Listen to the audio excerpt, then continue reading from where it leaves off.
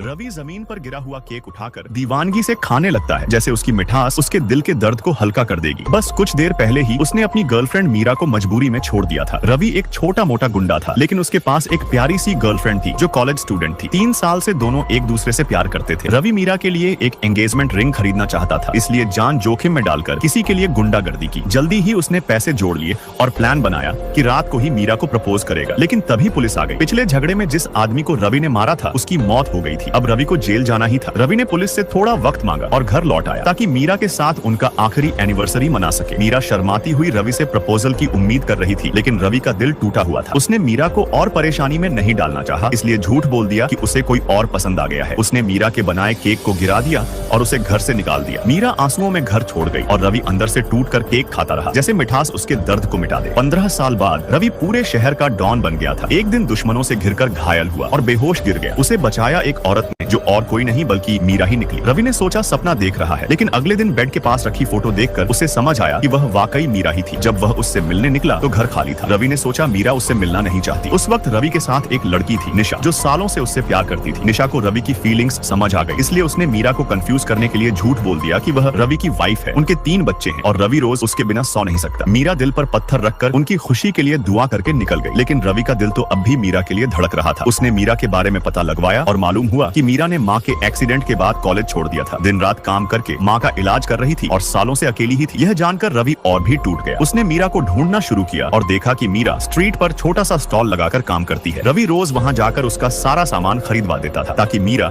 जल्दी घर जा सके, लेकिन सामने आकर बात नहीं करता था। एक दिन रवि ने देखा कि मीरा को कुछ बदमाश परेशान कर रहे हैं। उसने तुरंत उसे बचाया और गाड़ी में बिठाकर उसका इलाज किया। उस वक्त रवि ने अपना दिल फिर से मीरा के सामने रख दिया, लेकिन मीरा ने उसे ठुकरा दिया क्योंकि निशा के झूठ को वह सच मान बैठी। निशा ने रवि और मीरा को साथ देखा। उसने जलन में मीरा को खत्म करने का प्लान बनाया। रवि के काम पर जाने के बाद निशा अपने गुंडे ले आई और मीरा का स्टॉल तोड़ दिया। उसे बुरी तरह मारा, शरीर पर चाकू और बांस की छड़ियों से घाव किए और आखिर में जहर का इंजेक्शन लगाने की कोशिश की।